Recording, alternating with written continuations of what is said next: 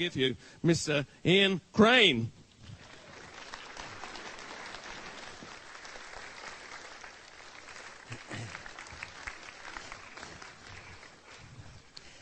Thanks, Andy. Ladies and gentlemen, my purpose tonight is not to answer the questions, because there are questions that I cannot give you the answers to. My purpose is to bring to the fore of your attention the fact that there are some very, very pertinent questions, in particular about 7-7, that need to be addressed, that answers need to be sought, and only then might we understand the true nature of what and who is behind these events. History cannot be permanently falsified. The myth cannot stand up to the scrutiny of scientific research. The sinister web will be brought into the light and torn to pieces, however artfully it has been spun. Dr. Ruchti, when he made this statement in a dissertation about the First World War and events leading up to the First World War, was coming to the conclusion that basically the man in the street in the early part of the 20th century was simply being bred as cannon fodder. And that the players behind the scenes were the ones who were truly driving a very much hidden agenda, and what was being presented to the man in the street was simply to lure him into the guns. Let's move forward very quickly. Some things don't change. Zbigniew Brzezinski had been on the political scene in the US of A for some 35 years. He went into sort of semi-retirement when Clinton came to power.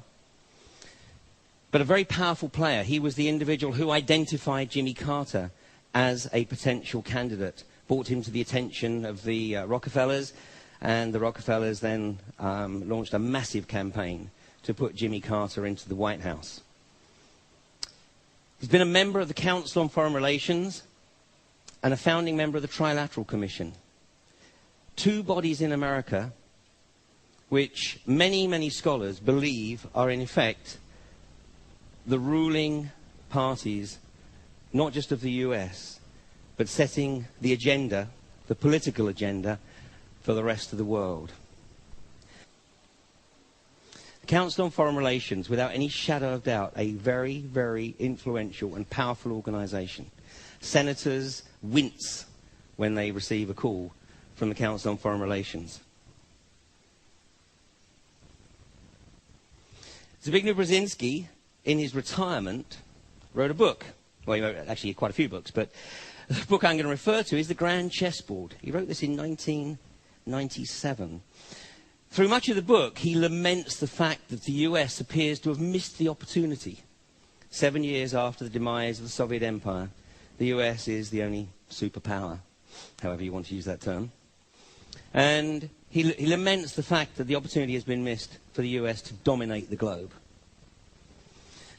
In the book, on page 29, he says the public supported America's engagement to World War II largely because of the shock effect of the Japanese attack on Pearl Harbor.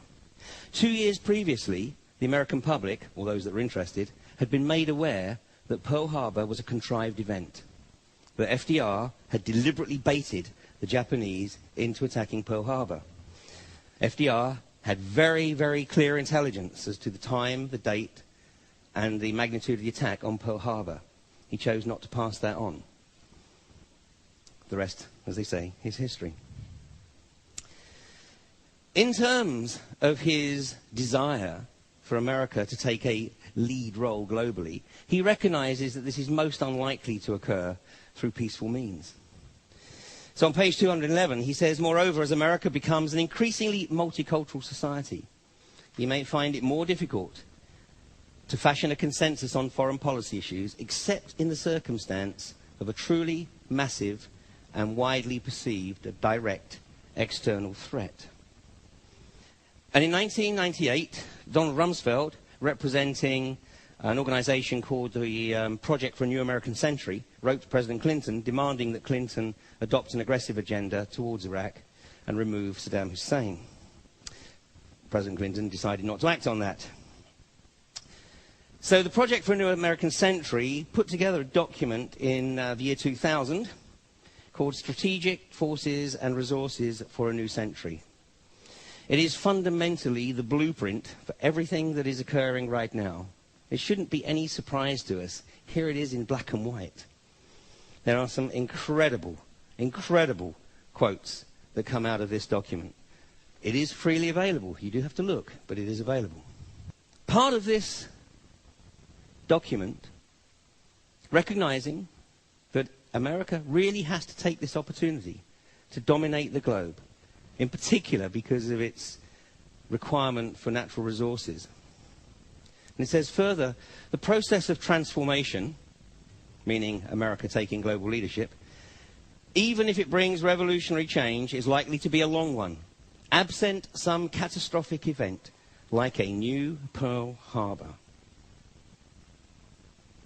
10 of the 27 participants of the Project for a New American Century who produced this document are members of the George Bush government today. And one of the key players, a guy called Dov Zakheim, for anybody interested, is a very nasty piece of work. Google his name sometime, Dov Zakheim. See what you find. In this document, which was in a second document that was produced in the first 6 months of the Bush administration. This is the 6 months that he was out playing golf. There was a group pulled together under Dick Cheney, and they produced a report called the Strategic Energy Policy Challenges for the 21st Century. Dick Cheney, to this day, refuses to release any of the minutes of those discussions, and he refuses to identify any of the players that participated in this, discussions that eventually produced this material.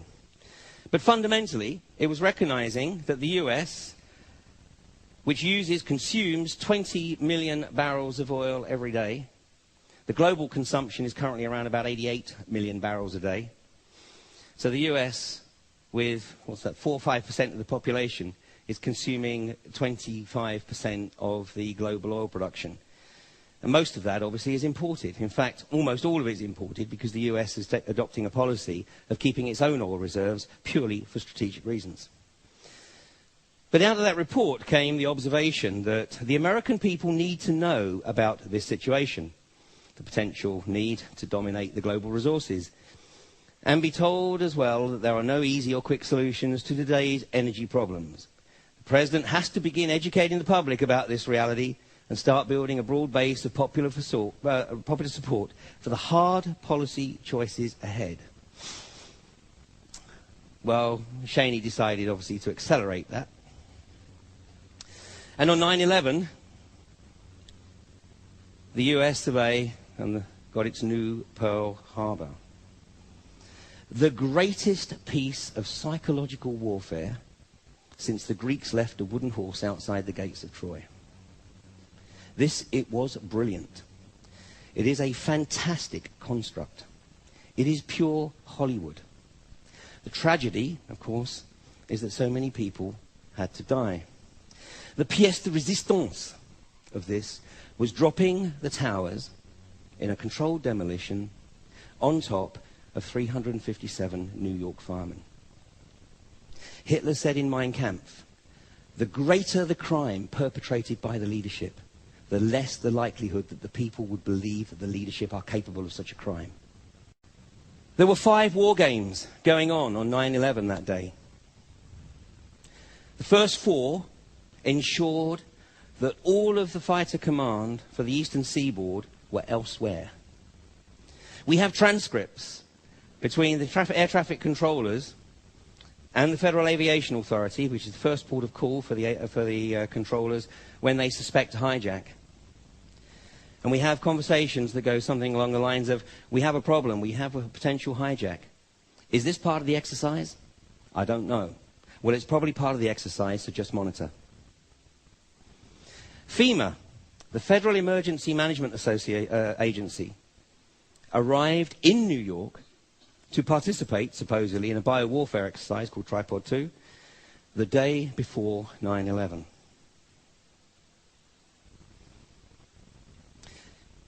For this photograph, which many people will have seen the moment that George Bush was supposedly told that America was under attack. For many months, my perception was that his lack of reaction presumed prior knowledge. Today, I'm absolutely convinced, having researched this subject now for 3.5 years, I'm absolutely convinced he was under the impression at this moment that he was being told something as part of the game. It wasn't until he was removed from the classroom that he was brought up to speed that this was a real-life situation. Cheney was controlling the shots at this juncture. Part of the reason that this guy was out in the boonies in Florida. Now, many Americans are starting to realize and ask questions. Right now, with the problems that are going on with Karl Rove, etc., people are starting to realize that they've had the wool pulled over their eyes.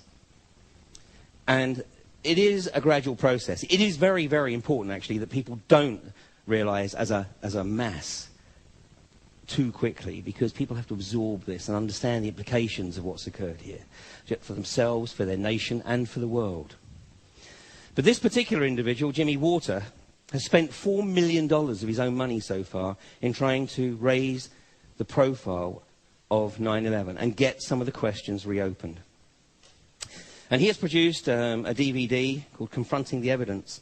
And actually, he has donated 400 DVDs to this conference. So after my presentation, there will be a copy of his DVD, Confronting the Evidence, available for everybody. It's free of charge, courtesy of Jimmy Walter.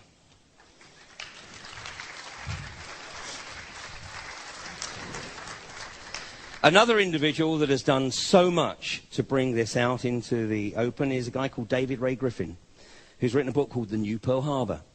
David Ray Griffin is a retired professor of theology. Never read anything by a professor of anything in the US if they're still on the payroll, because they will not write anything in any kind of paper or publication that contradicts the orthodox view. The only books worth reading if it says Professor Emeritus, because then they're at least a little more independent. David Ray Griffin was just about to retire, and he saw two of his students looking at a website, and they said, "Hey, Professor, come over and take a look at this." And in his own words, he said basically, "No, lads, you don't want to go there. This is all a conspiracy theory." And they said, "No, Professor, you need to take a look at this." And he said, "Yeah, look, don't waste your time, okay? Get on with your work, blah, blah, blah." Anyway, he went home that night, and his own curiosity got the better of him. He sat down at his PC at 9 o'clock. At 5 o'clock in the morning, he had just sent off some emails to some of his colleagues to get their opinions. He finally went to bed. When he eventually woke up and he checked his email, he'd been inundated with comments from his colleagues who said, "Oh, yeah, we really have some concerns about this." His retirement came a few weeks later. What wonderful synchronicity. He put all the skills that he had learned in his career into researching the material for this book. He's written 22 books in his life. 20 of them are on comparative religion and religious philosophy. The 21st was The New Pearl Harbor, and the 22nd was an analysis of the 9/11 Commission report. They're both amazing books. This one has sold 19,000 copies in the UK, which was the complete print run. It's due to be reprinted. It's being reprinted right now. We'll be back in the shops. I have a few copies. If anybody's interested, you can see me during the course of the weekend. And I'll throw in a copy of the In Plain Sight DVD by Dave Van Kleist. Okay, 9/11 was a construct. It was established to achieve an agenda. And I want to bridge this with this brief presentation. Parts of it are rather graphic, so if you do wish to avert your eyes or whatever, then please do so. But I hope you'll take the message on board.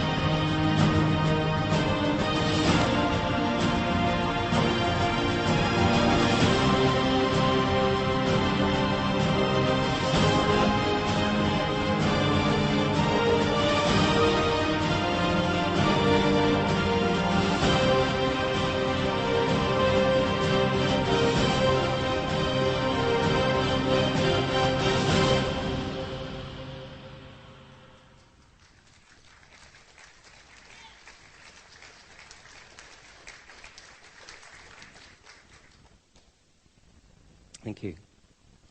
The young lad who helped me put that together was 15 years of age.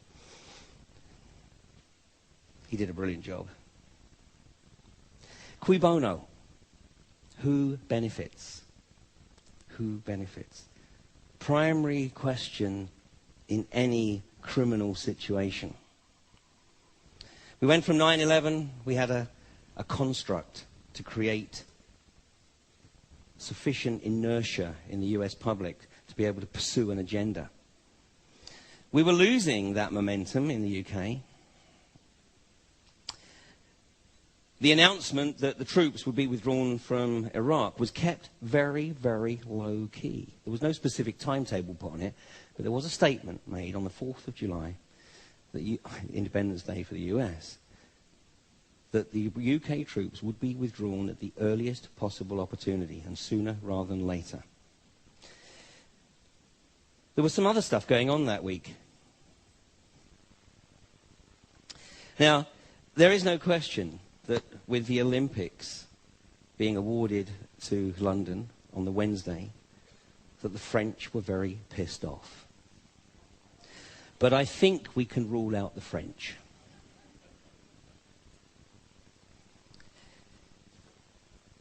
This occurred on the Thursday. The UK papers had only had one day to wax lyrical on the fact that London had won the Olympics. Now, you know the British press, most of you. This would have been going for weeks.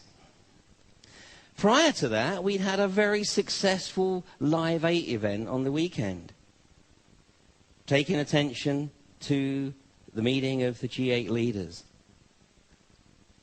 All of that has become history. This has dominated the press. And is this cosmic humour? Outright terror, bold and brilliant. It's actually an advert for the film The Descent, which is a horror film in the genre of Blair Witch Project. Now, there was a lot of stuff going on that day. There was a vehicle the other side of that bus, by the way, that had the name Kingstar blazoned across it. Kingstar are explosive demolition specialists. Another part of cosmic humour, perhaps. It's only 2 weeks. So I've only had 2 weeks to sort of research the events of London. I've had 3.5 years to research the events of 9/11. But that 3.5 years researching the events of 9/11 has helped me understand patterns and see patterns of what's occurring. And in 2.5 weeks, I've looked for the same patterns as one would.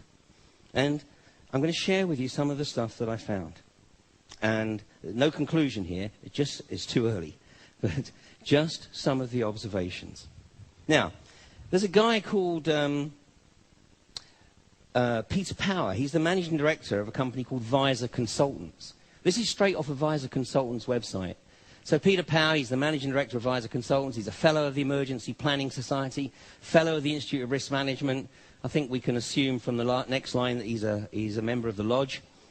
He's the author of the present UK government DTI advice booklet, Preventing Chaos in a Crisis, and the new British Banker's Guide on Crisis Management. He's the founding chairman of Survive Crisis Management. He's either a walking disaster, or he really is a specialist on this kind of event. So, in theory, this sounds like a pretty good guy to call into action, doesn't it? To look after the events of 7/7. What would the statistical likelihood be of him actually being ready? I mean, literally ready and in action at the time that the bombs went off. Listen to this. The thing that concerns me is that what are we doing for the thousands of men and women actually who are in London working? And I say that because at 9:30 this morning we were actually running an exercise for over a company of 1,000 people in London based on simultaneous bombs going off precisely at the railway stations that happened this morning.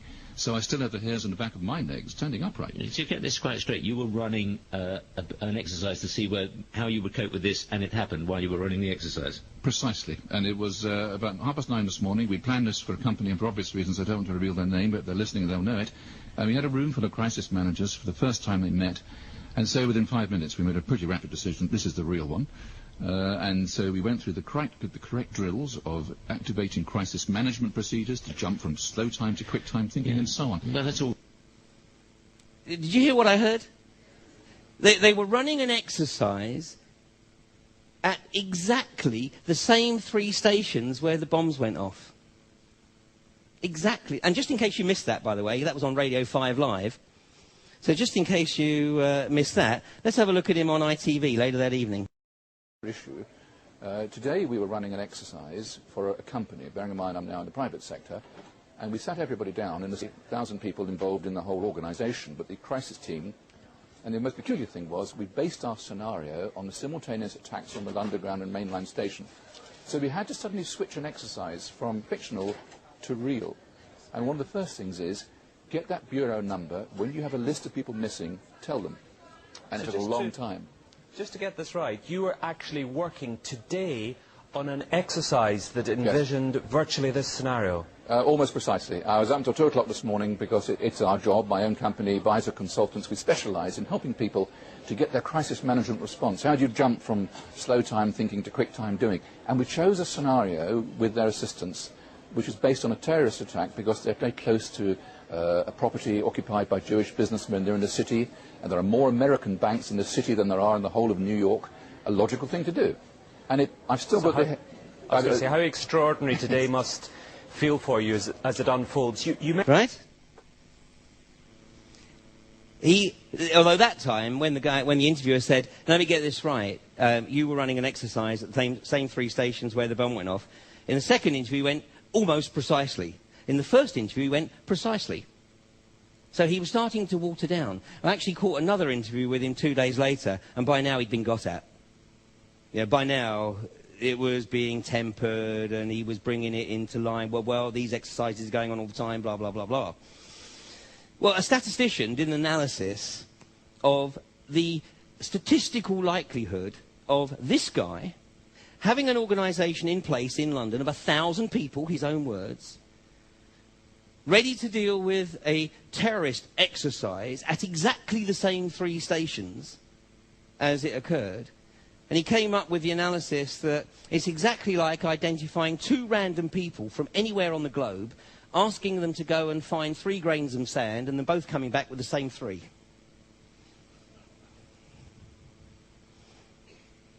We have on our hands another construct.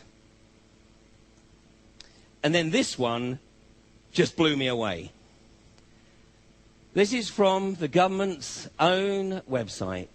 Bob Kiley, Commissioner of Transport for London for the last 4.5 years.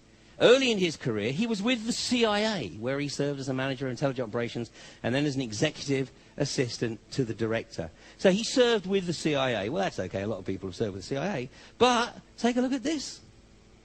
Robert Kiley is a member of the Council on Foreign Relations. Part of the Brotherhood. Okay. The agenda change. Who benefits? Everything that should have been in the British press, celebrating the success of Live 8, we should have been interested in hearing what the G8 leaders had to say about the subjects that were supposedly on the agenda for the G8 conference. You know, the African debt, the control of pollution, and secondarily, we should have been celebrating the fact that London got the Olympics for 2012. There may be those amongst you who think that will be the last Olympics, but I'll leave that for somebody else to discuss. The bottom line is, this was due to agenda change. The only crisis of choice, and God forbid you want anything else in your media. You have to focus on the agenda, because these guys know the power of mass consciousness. Don't underestimate. The away team are very, very good at what they do. Look at the similarities. I don't have time to go through them line by line. And this is not exhaustive. I just ran out of, I only wanted 1 slide on this. But the similarities between what occurred on 9/11 and what we already know about 7/7 are embarrassing. I mean, this country knows more about bombs, car bombs, than probably any other country in the world. We had 25 years of it with the IRA.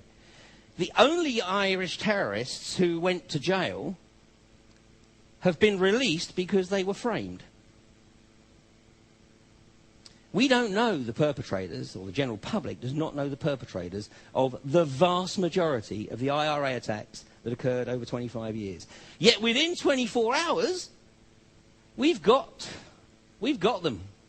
It's 4 lads from Leeds and Bradford.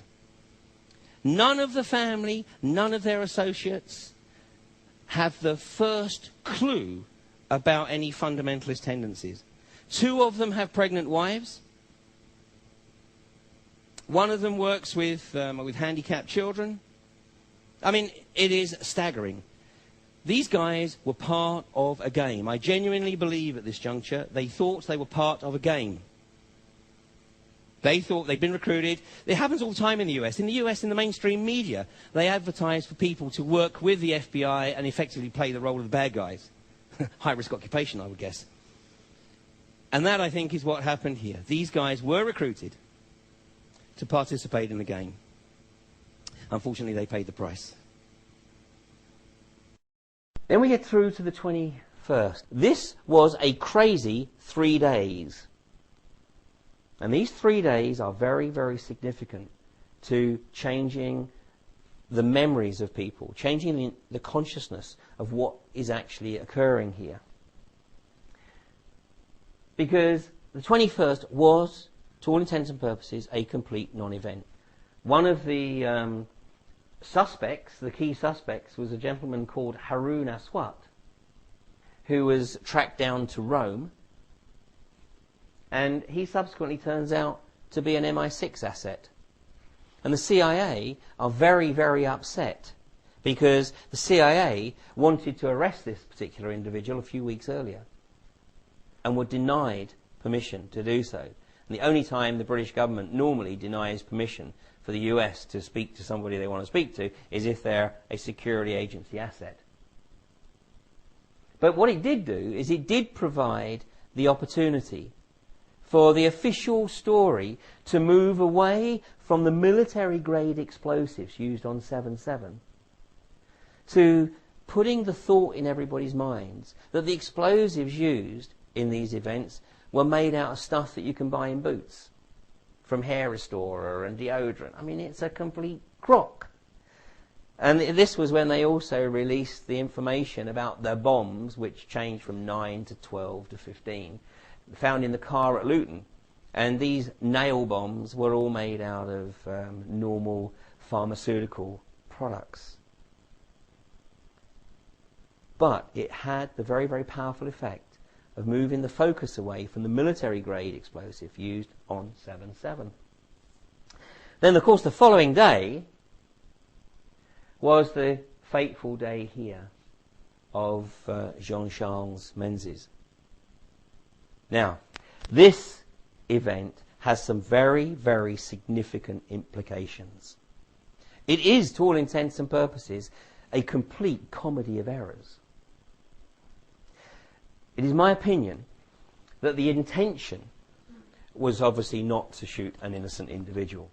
The target was an individual called Hussein Osman, who was thought to be living in the same block of flats as Jean-Charles Menzies.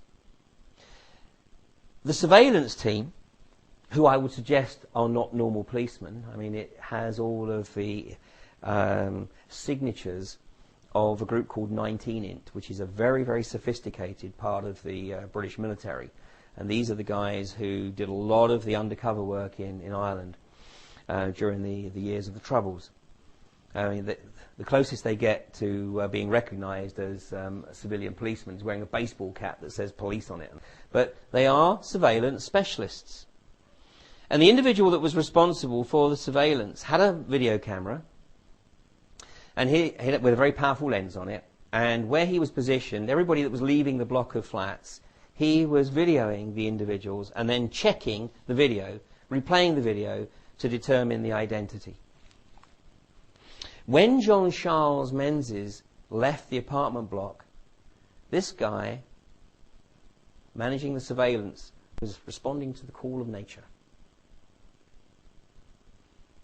So he didn't actually turn the video camera on because he was trying to conserve battery power.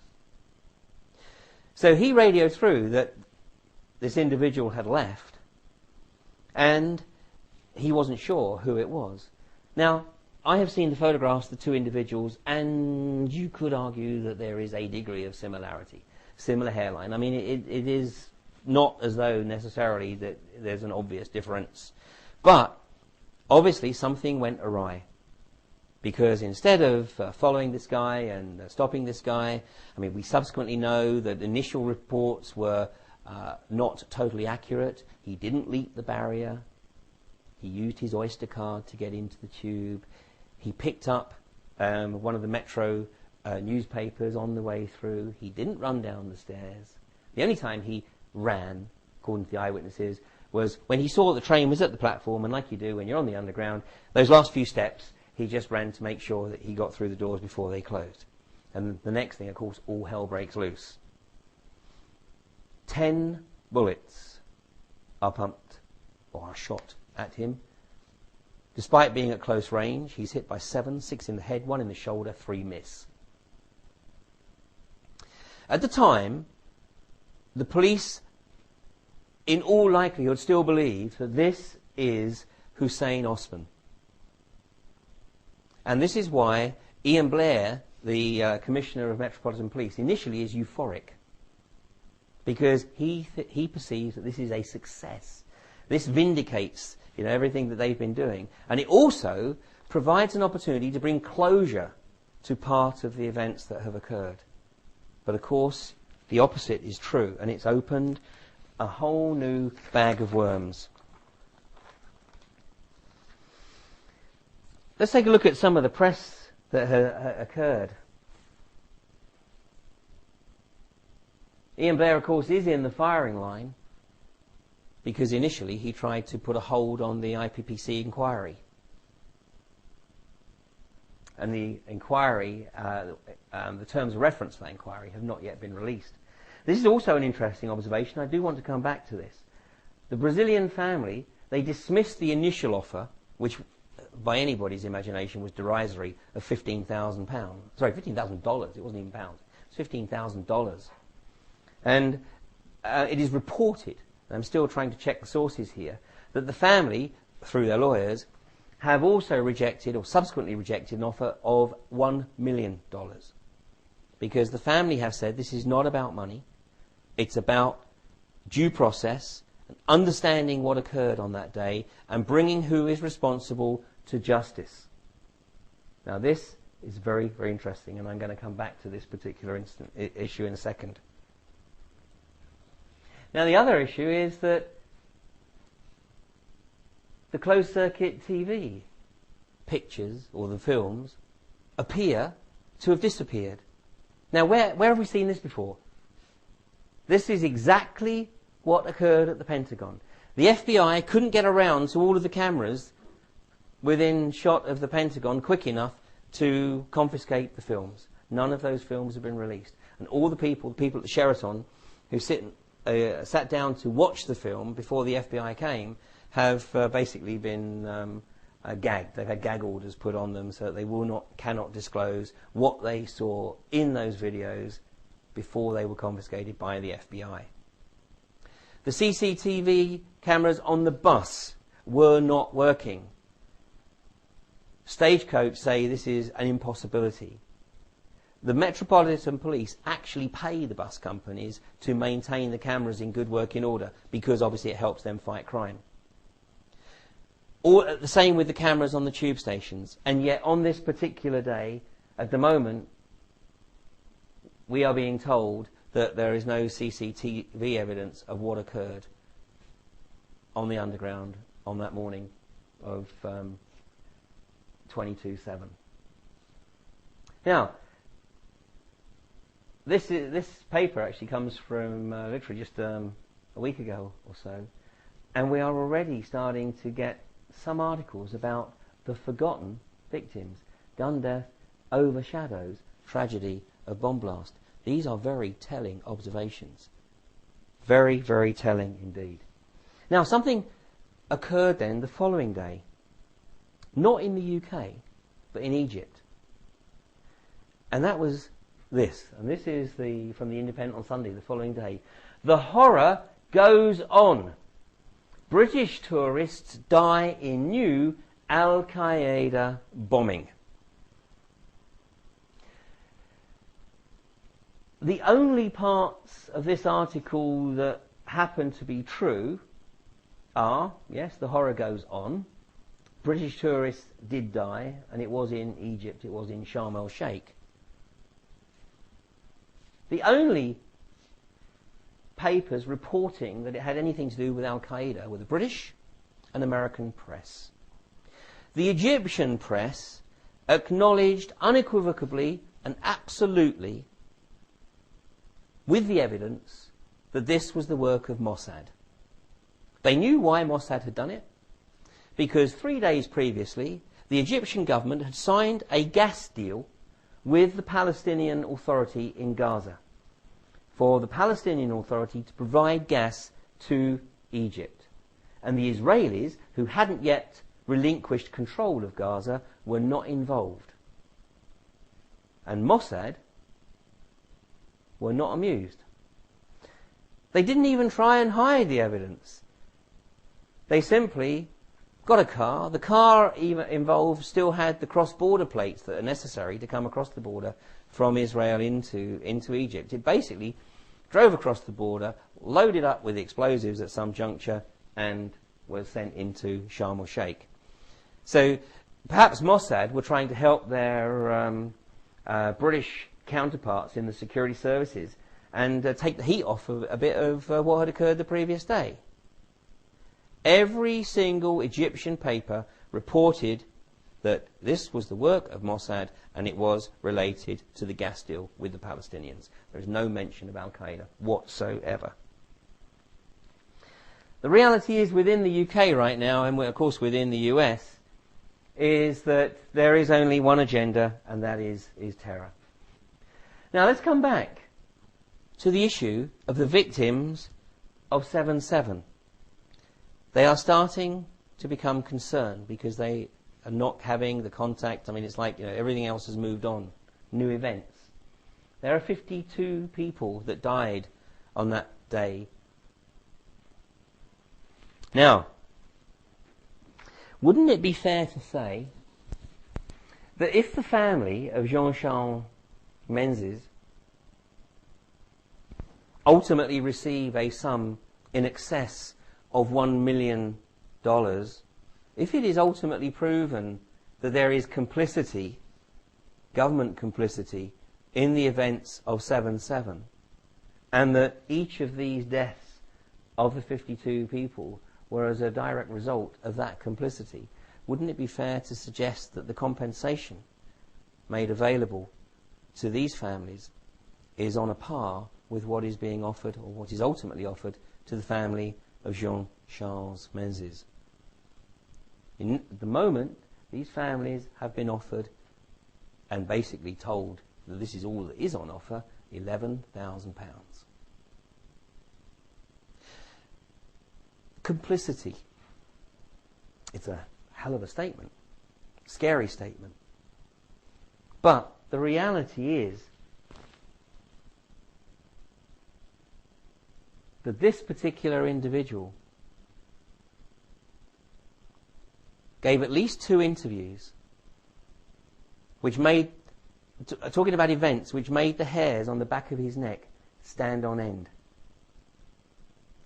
I think, and I put to you, that there are some very important questions that Peter Power needs to answer. These questions can only be answered and the answers brought into the public domain if there is an inquiry into the events of 7/7. Tony Blair shut down any possibility of an inquiry into the events of 7/7 within 24 hours, claiming that it would dilute the effort, etc., etc., etc. I suggest that there is perhaps an ulterior motive in why Tony Blair does not wish to have an inquiry into the events of 7/7. Peter Power, in his interview, stated categorically that he had been hired to conduct an exercise with an organisation in place of 1,000 people. Who is that company? What is the name of that company that contracted Visor Consultants to conduct those exercises? Second point, what are the names of the individuals who established the contract with Visor Consultants? And what is their relationship with the British or any other national government? Next question. What was the full nature of the briefing given to Visor Consultants, and when was it given to them? Was somebody hiding behind this exercise? What you've got to remember is that if anything had gone wrong, this also presents a beautiful cover. Because had one of these bombers been caught, then somebody could have just said, oh, well, this is just part of the exercise, and dismissed it, and it wouldn't have got into the press in any way, shape or form. Next question. What is the relationship of Peter Power or any other member of Visor Consultants with the British or any other national security services? And with whom was the planning of the July 7th terror exercise shared? Who had prior knowledge that this exercise was going on? Now, obviously the questions potentially go on and on and on. You know, what is the relationship of the 4 supposed suicide bombers with this organisation or with the contracting organisation? This country has more experience of bombs, car bombs, than probably any other country in the world, with the possible exception of Israel and Palestine. Yet despite the 35 years of troubles with the IRA, the British public is not aware of the names of the perpetrators, the vast majority of the bombings that occurred in that period. Indeed, those people who were ultimately incarcerated for their supposed involvement in bombs have subsequently been released because they were framed by the British security services. We also need to acknowledge the fact that none of the victims' identity was released for at least 4 days after 7/7, with the exception of the 4 supposed terrorists, one of whom's ID was found in 2 locations, in Aldgate and in Edgware Road. What is that all about? And how is it that these individuals can be identified inside 24 hours? It smacks again of the 9/11 situation of Mohammed Atta's passport fluttering down out the sky and being found 2 blocks away from the World Trade Center. I'm going to close my last slide. A couple of observations from Marcus Aurelius, 2nd century philosopher, also a warrior. So to frequently consider the connection of all things in the universe. What is happening for a very important reason. It is part of the planetary transformation process. It is up to us to embrace that process. I recognize our shadow, our planetary shadow, and bring it on board. And I'll leave you with this observation. What we do in life ripples through eternity. Ladies and gentlemen, thank you very much.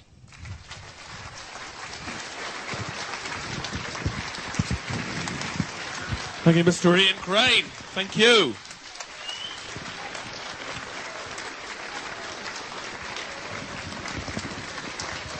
Him.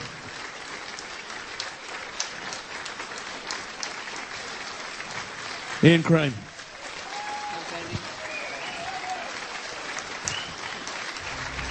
Fantastic stuff.